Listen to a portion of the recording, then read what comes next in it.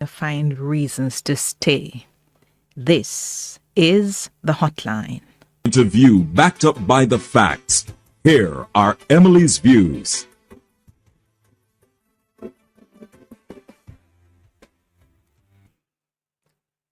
The Gleaner this morning has on its front page booting bribery, JFJ thwaites support NIA's push for laws to combat political patronage. I hope during the course of the program today to spend some time trying to get answers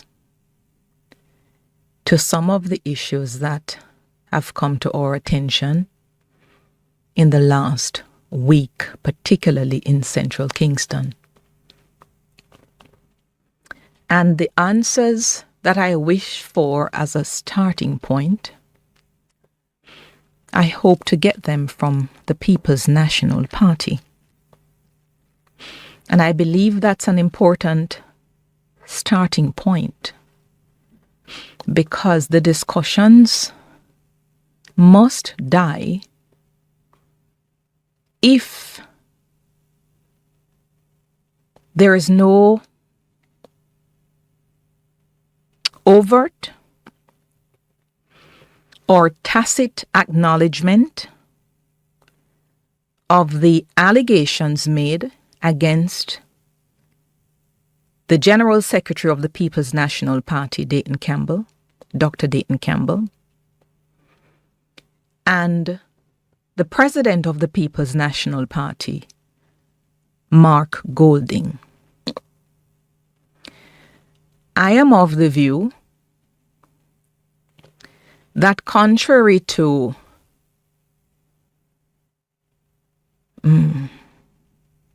a recent development, certainly in the jurisprudence in Jamaica, not in the jurisprudence, in the social post-truth, post-morality world in which we live, it seems to be the case that anybody can put up some things on social media and then the sensible majority believe it to be the duty of the person who is named in those social media posts to come and defend themselves. I've never understood it to be the direction in which things are supposed to flow. I still believe that if you are making an allegation, then it is absolutely right that you are to prove it. Not only in a court of law, but it should be the practice in the court of public opinion. And that duty should be higher, especially in this world where things go far very fast. Politics really does make strange bedfellows. And I've come to realize and completely appreciate that there are no friends in politics. People have relationships of convenience. And as soon as those relationships of convenience no longer serve particular individuals, then people are discarded. And I happen to believe that because the players in the politics, some of them appreciate from very early that there are no friends in this. As much as they become close to individuals, they really do keep good notes. Some of them keep tapes. They store emails, they store WhatsApp on people, because if people are inherently devious and devoid of integrity, they are going to slip. If they always try to be cautious, believe me, if you don't have a cautious and a good core, a sound consciential core, you are going to slip. And when you slip, you're going to say some things in the meeting to literally expose your gut to the person who, unknown to you, is recording some of what you are saying. Because that's how they play in that arena. It's a grand game. So I believe it completely possible that there are people who walk on thin ice in the politics because they know the outcomes when they are no longer the flavor of the month for whatever reason. And they can indeed hold recordings of individuals until such time as they deem it important to use it against those individuals. It is very possible. And if you are in that position, as it appears Lawrence Rowe believes he is, Lawrence Rowe, in my view, has to go further than setting out a chronology of events in which he tells. Lawrence Rowe needs to show. Lawrence Rowe needs to play the tape. Lawrence Rowe needs to disclose the sequence of communication showing the date from individuals whom he alleges accepted whatever counter proposals he said he'd made. He needs to disclose. Whilst in this position, there are certain questions I'm going to ask. But you see this thing here? Me not fake it. I don't fake balance. I don't fake neutrality. What I feel, I tell you. Genuinely feel, I tell you. And I don't care how it sounds to you. My conscience has cleared it, so I say it. So I don't think it's right, really, without the tapes, without the disclosure of the emails, WhatsApp or whatever, for people to be asked to come and defend. That is not how the world is supposed to work. And social media is not going to make me want the world to work like that. It is the center of unfairness. But the fact that the PNP has deemed it important as it is to say something, they cannot get away with being so general about it. And I do not want to switch the societal burden. I do not want to switch the evidential burden because I think that will be grossly unfair.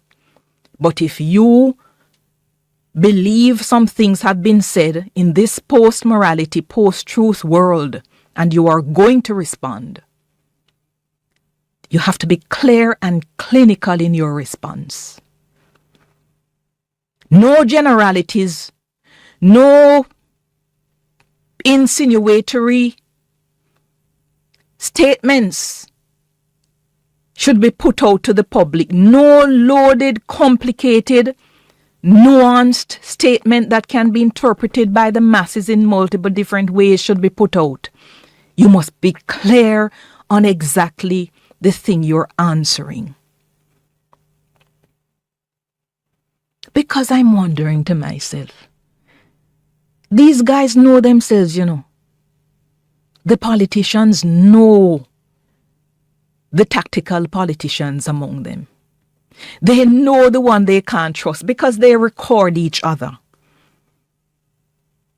And if a man was campaigning for you, if the man was in your inner core, your inner sanctum, in the political height of the campaign, rise firstly, and then go with Golding. He knows exactly what you're made of. He knows what he's done for you. You know what he's made of. You know what you may have asked him to do in the campaign. So there are some things that you probably, when he's falling out of grace with you, there are some things you probably wouldn't say to him. Because you know tactically you will be the voice on his recording. Yeah, that's how I think.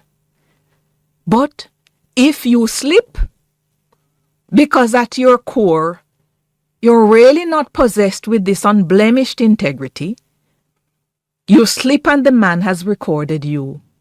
The man has to go further than list details and give us what he wants us to see. The man has to show. And I'm here for the show. I do not like the tell. Yeah? So in this program, there are some questions I'm going to ask because, as I said, the PNP has been hinting at something. They put out a statement about spurious allegations. And to that extent, I will drill down to some of those. But bear in mind, you see, in this business, when you ask questions, you get somebody to interview. Certainly the way I approach it, when I'm asking the questions, it's not my personal positions I'm putting in the question. When you want to hear my personal position, you come to my editorial, which I'm doing here now. Yeah? But when you're asking the question, you ask questions you believe people genuinely want to hear the answers to. And even those questions have to pass a particular test. Is not every question is askable. But we shall see. So I see these groups are calling for perhaps anti-bribery legislation in Jamaica.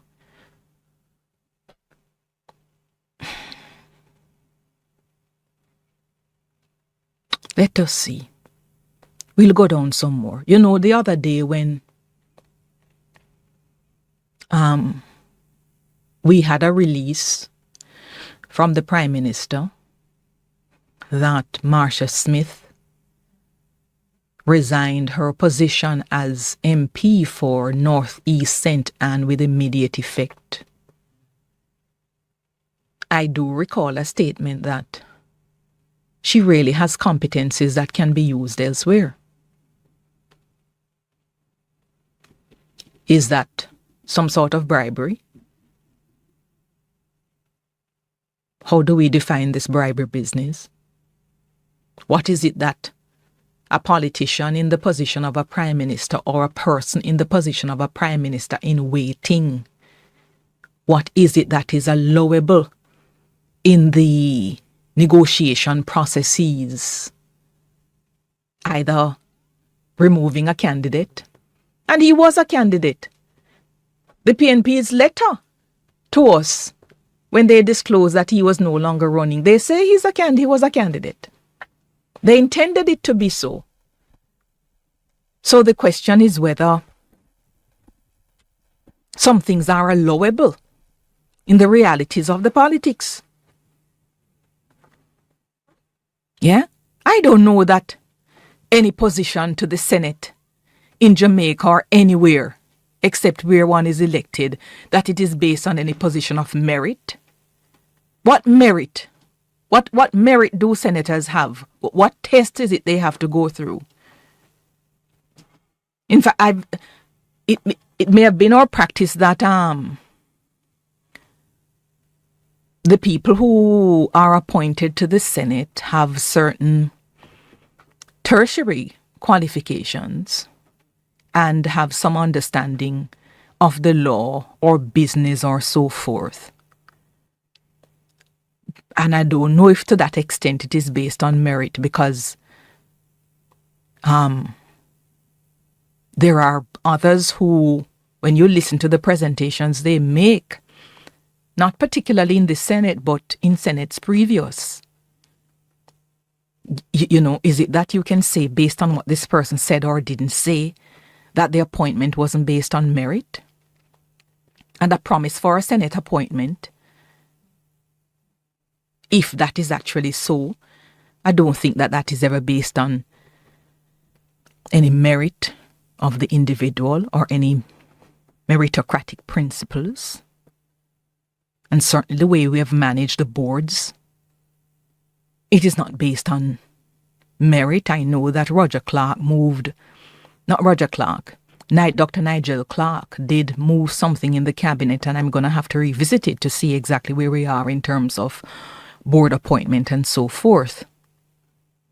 Yes, so I think we really do need to drill down some more into this thing. We have to start at the right position, which I think is the point I'm making. If we do not start at the right position, we're going to be having endless, perhaps useless debates, discussion, arguments, and conclusion on an incorrect premise because we didn't start at the right place. This society can't run on unsubstantiated posts. We shouldn't accept and allow anybody, whether we believe the individual or not, we shouldn't allow them to say, I have it.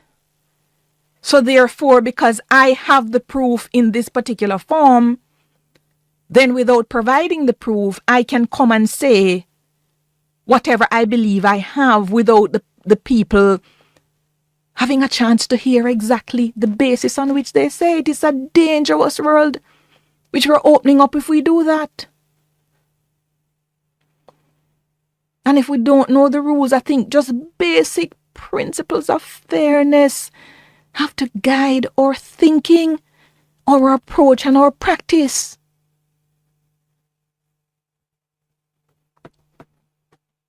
So, Mr. Rowe, you've gone this far. You have to go farther.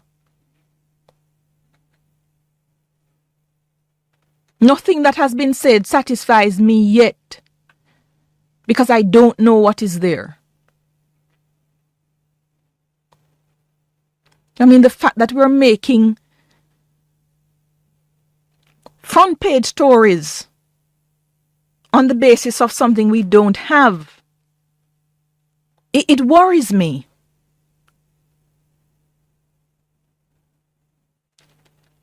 So I'm really in the age of the dinosaur.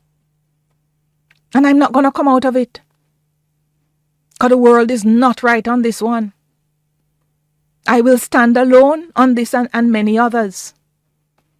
I'm fortified in my view because it is the core of fairness.